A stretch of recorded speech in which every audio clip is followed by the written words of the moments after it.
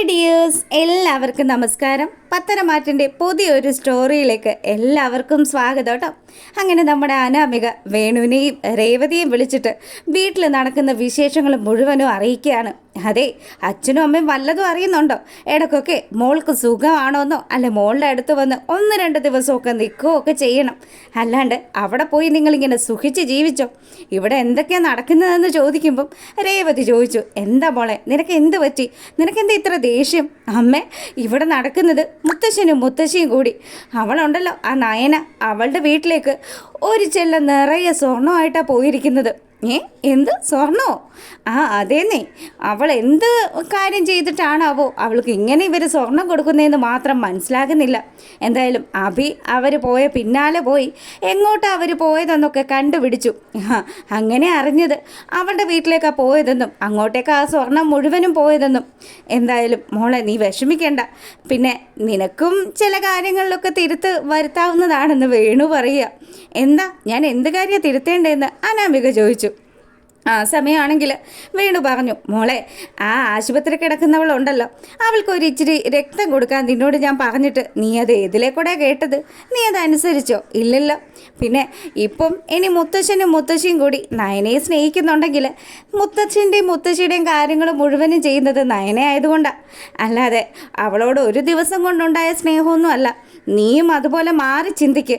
പിന്നെ അവരെ സ്നേഹിക്കാനൊക്കെ തുടങ്ങ്. അങ്ങനെയാണെങ്കിൽ അവരും മാറി ചിന്തിക്കും, അവർ നിന്നോട് ഇഷ്ടമാകും. അതുകൊണ്ട് മോൾക്കും ഇതുപോലെയുള്ള സമ്മാനമൊക്കെ കിട്ടാനുള്ള സാധ്യതയുണ്ട്.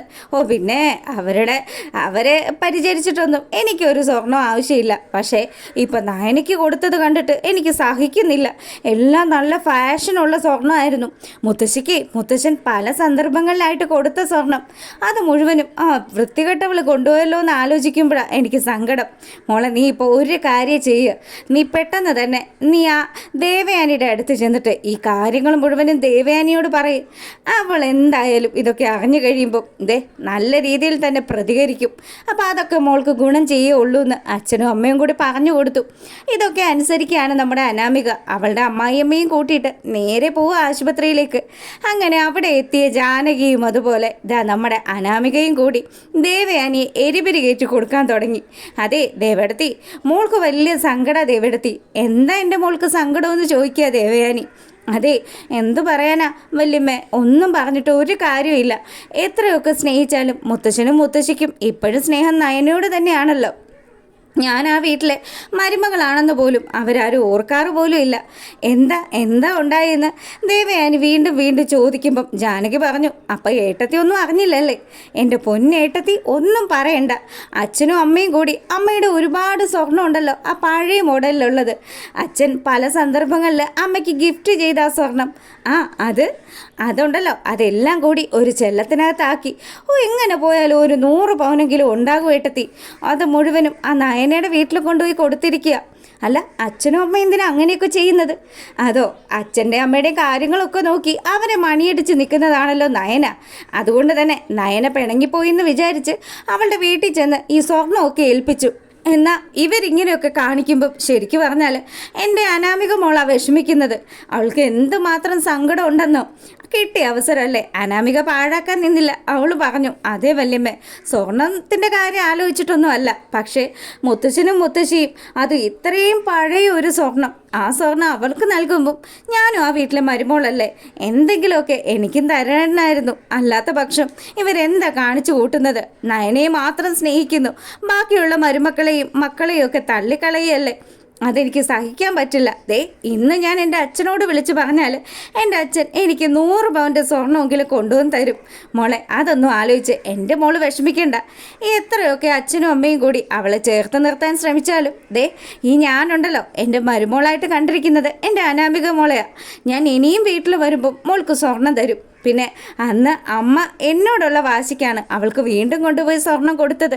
എന്തായാലും എൻ്റെ മോള് വിഷമിക്കേണ്ട. മോൾക്ക് വേണ്ടുന്നതെല്ലാം ഈ വല്യമ്മ മോൾക്ക് തരുമെന്ന് പറഞ്ഞതും എന്നാൽ പിന്നെ കൊള്ളാം, കുഴപ്പമില്ല എന്നുള്ള രീതിയിൽ അനാമിക അവിടെ അങ്ങനെ നിൽക്കുകയാണ്. ഈ സമയമാണെങ്കിലോ നമ്മളെ കാണിക്കുന്നത് നമ്മുടെ നയനയാണ്. അപ്പം നയന എവിടെയോ പോകാൻ വേണ്ടി ഉടുത്തൊരുങ്ങി ഇങ്ങനെ ഇറങ്ങി വരുമ്പോൾ അവൾ ഏത് നേരവും ഇങ്ങനെ ഉടുത്തൊരുങ്ങി സുന്ദരിയായി നടക്കുന്നതിൽ മാത്രമാണല്ലോ അവളുടെ ശ്രദ്ധയെന്നും പറഞ്ഞ് അഭി നമ്മുടെ നവ്യയുടെ നേരെ ദേഷ്യപ്പെടാൻ തുടങ്ങി. അപ്പം നവ്യ പറഞ്ഞു, നിനക്ക് എന്താ അഭി പ്രശ്നം? എടി, നീ വല്ലതും ഈ വീട്ടിൽ നടക്കുന്നത് വല്ലതും അറിയുന്നുണ്ടോ? ഇല്ലല്ലോ. ഏത് നേരം തരാതരം സാരിയും സ്വർണ്ണമൊക്കെ അണിഞ്ഞ് കെട്ടിലമ്മ ചമഞ്ഞ് നീ ഇവിടെ തന്നെ ഇരുന്നോ? ഇവിടെ നിന്റെ അനുജത്തി ഉണ്ടല്ലോ, അവളാണിപ്പോൾ താരം. മുത്തശ്ശനും മുത്തശ്ശിയും കൂടി ഒരു ചെല്ലം നിറയെ സ്വർണ്ണമായിട്ട് അവളുടെ വീട്ടിലേക്ക് പോയിരിക്കുന്നത്, അവളുടെ പിണക്കം മാറ്റാൻ വേണ്ടിയിട്ട്. ഇതൊക്കെ കണ്ടിട്ട് എനിക്ക് സഹിക്കുന്നില്ല എൻ്റെ അഭി. അതിന് നിനക്കെന്താ പ്രശ്നം? മുത്തശ്ശനും മുത്തശ്ശിയും അവരുടെ സ്വർണം നയനയ്ക്ക് കൊടുത്തതിൽ എനിക്ക് പ്രശ്നമൊന്നും ഇല്ലല്ലോ. നീ ഇപ്പം വലിയ നല്ല പുള്ളിയായല്ലോ അല്ലേ? നിനക്ക് പണ്ട് സ്വർണം എന്നൊക്കെ പറഞ്ഞാൽ ഭയങ്കര ആക്രാന്തമായിരുന്നല്ലോ. അതേടാ, എനിക്ക് പണ്ട് സ്വർണം എന്ന് പറഞ്ഞാൽ ഭയങ്കര കാര്യം തന്നെയായിരുന്നു. എന്നാലേ എൻ്റെ ഭർത്താവ് എന്നെ ഒരല്പമെങ്കിലും ആത്മാർത്ഥമായിട്ട് സ്നേഹിച്ചിരുന്നെങ്കിൽ അതിലും വലിയൊരു സ്വർണവും ഈ ഭൂമിയിൽ ഞാൻ കണ്ടിട്ടില്ല. നിന്നെപ്പോലെ ഉള്ളൊരു കള്ളൻ്റെ കൂടെ അല്ലേ ഞാൻ ജീവിക്കുന്നതെന്ന് പറഞ്ഞ് നയന ദേഷ്യപ്പെടുക. അതിനുശേഷം അവനാണെങ്കിലോ, നിന്നോട് സംസാരിച്ചിട്ടേ ഒരു കാര്യമില്ലടി, നിന്നോടൊന്നും പറഞ്ഞിട്ടേ ഒരു പ്രയോജനം ഇല്ലടിയെന്നും പറഞ്ഞ് ദേഷ്യപ്പെട്ട് അവൻ കല്ലി തുള്ളി അവിടെ നിന്ന് ഇറങ്ങിപ്പോവുക. ഈ സമയമാണെങ്കിലോ നമ്മുടെ നവ്യ നിന്ന് ആലോചിക്കുക, അല്ല മുത്തശ്ശനും മുത്തശ്ശിയും ഇപ്പോൾ എന്തിനാ അവൾക്ക് ഇത്രയും സ്വർണ്ണമൊക്കെ കൊടുക്കുന്നത്? എന്തോ ചില കാര്യങ്ങളുണ്ടല്ലോ, അവളിപ്പോൾ ഇങ്ങോട്ട് കാണുന്നുമില്ല. ഇനി അവൾ പിണങ്ങി എങ്ങാനും വീട്ടിൽ നിൽക്കുവാണോ എന്നുള്ള രീതിയിൽ നമ്മുടെ നവ്യ അന്വേഷണത്തിന് ഇറങ്ങുകയാണ്. നേരെ വരുമ്പോൾ കാണുന്നത് ഗോവിന്ദനെയാണ്. മോളെന്താ ഇപ്പോൾ ഇന്ന് അതും ഒരു മുന്നറിയിപ്പില്ലാണ്ട്? എന്താച്ചാ ഞാൻ ഇങ്ങോട്ട് വരണമെങ്കിൽ മുന്നറിയിപ്പിൻ്റെ ആവശ്യമൊക്കെ ഉണ്ടോ? ഇല്ല മോളെ. അല്ല, അവളെവിടെ നയന? അവളകത്തുണ്ട്. എന്തായാലും മോൾ അകത്തോട്ട് ചെല്ല്, എല്ലാ കാര്യങ്ങളും മോൾക്ക് അകത്ത് ചെല്ലുമ്പോൾ മനസ്സിലാവും. ശരിയച്ചാന്നും പറഞ്ഞ് അവൾ നേരെ നമ്മുടെ നയന കിടക്കുന്ന റൂമിലേക്ക് വരിക. ആ റൂമിൽ വന്നതും നവ്യയ്ക്ക് ചില സംശയങ്ങൾ തോന്നി. അല്ല, എന്താ മോളെ നീ ഇങ്ങനെ കിടക്കുന്നത്? അതോ ചേച്ചി ഒന്നും തന്നെ ഇല്ല, പിന്നെ എനിക്ക് ചില വയ്യായ്കകളൊക്കെ ഉണ്ട് ചേച്ചി എന്നും പറഞ്ഞ് നയന ഇങ്ങനെ പതുക്കെ എഴുന്നേക്കാൻ ശ്രമിക്കുക. ഈ സമയമാണെങ്കിൽ നവ്യ പറഞ്ഞു, എടി നിനക്ക് നല്ല വയ്യായ്ക ഉണ്ടല്ലോ, എന്താ സംഭവിച്ചത്? എൻ്റെ മോളെ നീ എന്തുണ്ടെങ്കിലും ചേച്ചിയോട് പറയുമെന്ന് പറഞ്ഞതും എന്നെ ഒന്ന് സഹായിക്കാവോ ചേച്ചി എന്ന് പറഞ്ഞ് പതുക്കെ നയന നവ്യയുടെ ഹെൽപ്പോട് കൂടി ആ കട്ടിലിൽ ഇങ്ങനെ ചാരി ഇരിക്കുക. അപ്പോൾ വയറിൻ്റെ ഭാഗത്ത് ചെറിയ പെയിൻ ഉണ്ടെന്ന് നവ്യക്ക് മനസ്സിലായി. ചോദിച്ചു, എടി എന്താടി സംഭവം? നീയാണോ നിൻ്റെ അമ്മായിയമ്മയെ സഹായിച്ചതെന്ന് ഡയറക്റ്റായിട്ട് നമ്മുടെ നയനയോട് നവ്യ ചോദിച്ചു. അപ്പോൾ ഇത് കേൾക്കുമ്പം ചേച്ചിക്ക് എങ്ങനെ മനസ്സിലായത്? എൻ്റെ പൊന്നുമോളെ, എനിക്ക് മനസ്സിലായി. എന്തായാലും വീട്ടിൽ ചില അടക്കം പറച്ചിലും കാര്യങ്ങളും ഒക്കെ ഉണ്ട്. നിനക്ക് മുത്തശ്ശനും മുത്തശ്ശിയും വന്ന് സ്വർണം തന്നതിനെക്കുറിച്ചൊക്കെയാണ് വീട്ടിൽ ചർച്ച ചെയ്യുന്നത്. എന്തായാലും മോളെ, നീ ഇത്രയും വലിയൊരു കാര്യം ചെയ്തിട്ട് അത് നമ്മുടെ വീട്ടിലുള്ള ആരും തന്നെ അറിഞ്ഞില്ലല്ലോ. ചേച്ചി ഇനി ആരോടത് പറയാനൊന്നും നിൽക്കരുത്. പറഞ്ഞു കഴിഞ്ഞാൽ അറിയാമല്ലോ ചേച്ചി, ഒരുപാട് പ്രശ്നങ്ങളൊക്കെ ഉണ്ടാവും. എൻ്റെ അമ്മായിയമ്മ അറിഞ്ഞാൽ അത് അതിലും വലിയ പ്രശ്നമാകുമെന്നൊക്കെ പറഞ്ഞ് നമ്മുടെ നവ്യയെ വിലക്കാണ് നയന. ഈ സമയമാണെങ്കിൽ എൻ്റെ മോളെ, എൻ്റെ കാര്യമാണെങ്കിൽ വലിയ കഷ്ടമാടി. അവൻ ഒരു നിമിഷം പോലും എന്നോട് സ്നേഹത്തിൽ പെരുമാറുന്നില്ല. കള്ളൻ. അവൻ അന്ന് ആ ചതി ചെയ്തത് അത് എനിക്ക് കേൾക്കേണ്ടതായിരുന്നു. എൻ്റെ ഭാഗ്യത്തിന് അതെനിക്കൊന്നും സംഭവിക്കാണ്ടിരുന്നത്. അങ്ങനെ ഇവർ സംസാരിച്ചുകൊണ്ട് നിൽക്കുമ്പം കനക വരികയാണ്. എന്താ മോളെ കേൾക്കുന്നതെന്ന് ചോദിച്ച് കനക കാര്യങ്ങളൊക്കെ തിരക്കുമ്പം ഗോവിന്ദനും കൂടി വന്നു. എല്ലാ കാര്യങ്ങളും സമ്മതിക്കുക. പിന്നീടാണെങ്കിൽ അവരെല്ലാവരും കൂടി അവിടെ അങ്ങനെ നിൽക്കുന്നു. ആ ഒരു സീൻ കഴിയുമ്പോഴാണെങ്കിലും ആദർശ് വന്ന് അമ്മയ്ക്ക് ജ്യൂസ് വേണമെന്ന് ചോദിച്ച് നമ്മുടെ ദേവയാനിയുടെ അടുത്ത് വന്ന് സംസാരിക്കുക. എനിക്ക് ജ്യൂസൊന്നും വേണ്ട മോനെ. അല്ല, നിൻ്റെ മുത്തശ്ശനും മുത്തശ്ശിയും കൂടി അവൾക്ക് കുറേ അധികം സ്വർണം കൊടുത്തല്ലോ. ആ സ്വർണ്ണമൊക്കെ ഞാൻ ഒരുപാട് ആഗ്രഹിച്ചിരുന്നതാണ്. അമ്മ അത് കാത്തു വെച്ചിരുന്ന സ്വർണ്ണമായിരുന്നു. എന്തായാലും ഇപ്പോൾ കൊച്ചുമോളോടാണല്ലോ അമ്മയ്ക്കും അച്ഛനും ഒക്കെ വലിയ സ്നേഹം. അവരൊക്കെ നമ്മുടെ നയനെ സ്നേഹിക്കുന്നുണ്ടെങ്കിൽ അതിനു പിന്നിലൊരു കാരണമുണ്ട്.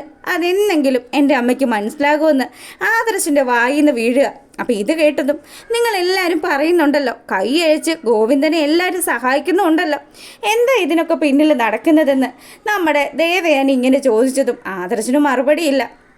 ഇപ്പോഴേ അച്ഛനും അമ്മയും കൊണ്ടുപോയി കൊടുത്ത സ്വർണം അത് മുഴുവനും അവർ വിൽക്കും. അതിൻ്റെ മൂല്യമൊന്നും തിരിച്ചറിയാനുള്ള ബുദ്ധിയും ബോധമൊന്നും ഇല്ലാത്ത ടീമാണ്. അതുകൊണ്ട് തന്നെ അവരത് വിറ്റ് കാശാക്കും.